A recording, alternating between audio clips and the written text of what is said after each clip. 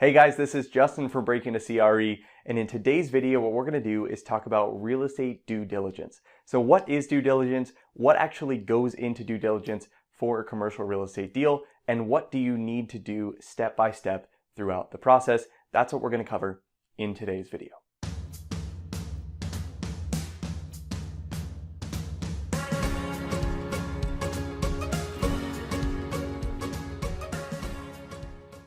If you're new here, on this channel we talk about real estate investment careers and real estate financial modeling. So if you're looking to break into the real estate industry for the first time, or you're looking to advance your existing real estate investment career, definitely make sure to subscribe to this channel and hit that notification bell to be notified every time I release a new video. So what is real estate due diligence?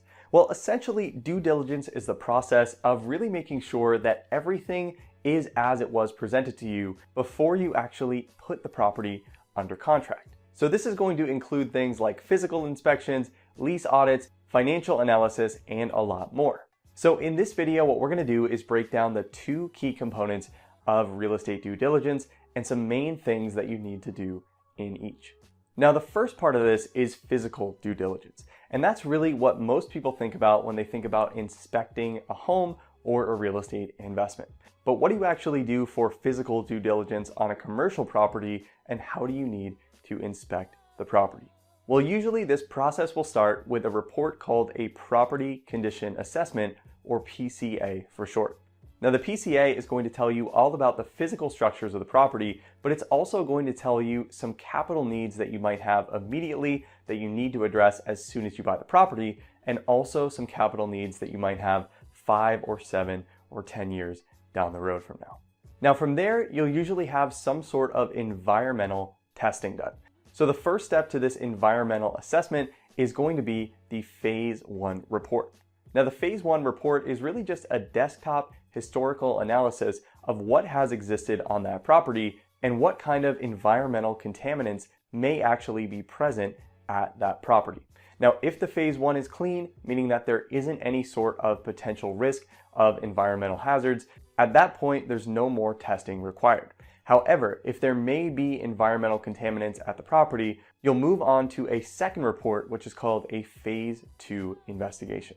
Now, the Phase 2 investigation is actually a physical investigation. So while the Phase 1 was a research and desktop report, the Phase 2 actually involves physical testing with teams going on site to test for whatever environmental contaminants they believe might be present at that property. Now, from there, you'll usually have some sort of a survey done to test what the metes and bounds are of that property.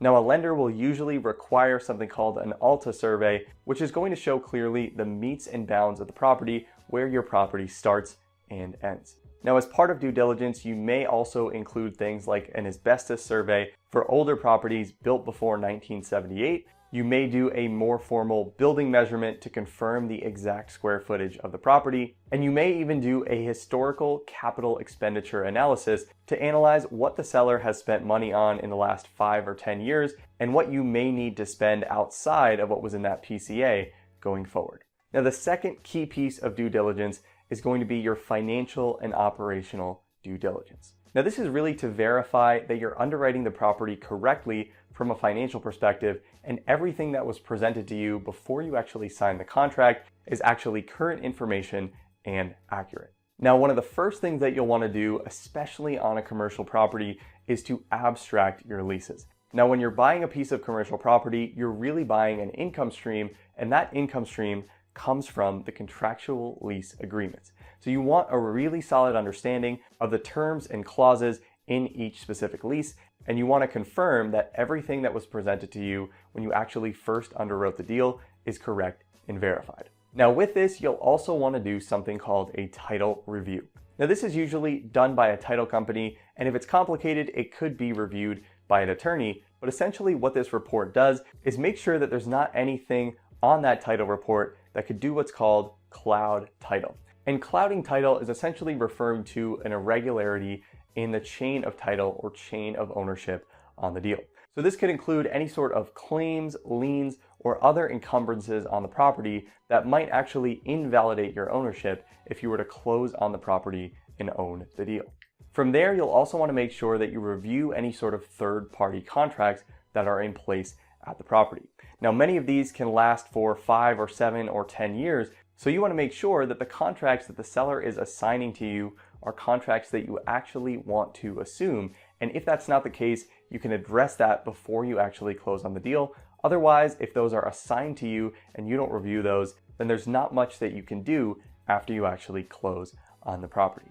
Now, 2 more important pieces of the puzzle are tenant estoppels and SNDAs. Now, a tenant estoppel is essentially a document that confirms that the tenant understands the lease terms the same way that you do as a potential owner. So this makes sure that you don't have any sort of conflicts on who owes what when, if there's any sort of funds outstanding that are owed to that tenant before you actually close on the property. And this is really meant to clear up anything that might be a discrepancy financially or operationally down the road.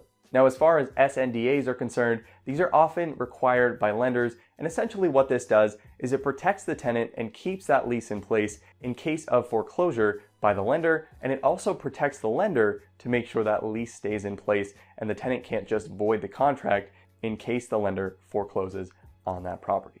Now, finally, you'll want to run one more market analysis on the deal. So the closing process can be a 30, 60, 90-day or more process, so things can move a lot during that time. So are market rents the same as they were when you first underwrote the deal? And if not, you need to update your underwriting accordingly. Are interest rates the same? Interest rates can have a huge effect on the returns of your deal. So if you first underwrote an interest rate of 4.5% and today your interest rate is 4.75%, you need to update your underwriting to make sure that you include that. Now, in your financial projections, you also want to make sure that you incorporate everything that you've learned throughout the due diligence process. So everything with the physical inspection, all of the capital needs that you have at the property, and any other financial considerations that are going to affect your final pro forma on the deal. So there you have it. Those are really the 2 key components of real estate due diligence. You have the physical due diligence and you have the operational and financial due diligence as well. Now, if you want to go deeper into the details of the due diligence process and actually learn how to close on a commercial real estate acquisition step by step, definitely make sure to check out my course, The Real Estate Syndication Process. I'll link that in the description below, but it's really a step-by-step walkthrough through a commercial real estate acquisition and what you need to do every step of the way. Now, if you like this video, please let me know by hitting that like button, subscribe to the channel, and share this with anyone else who might find this helpful. Thanks so much for watching, and I hope to see you in the next video.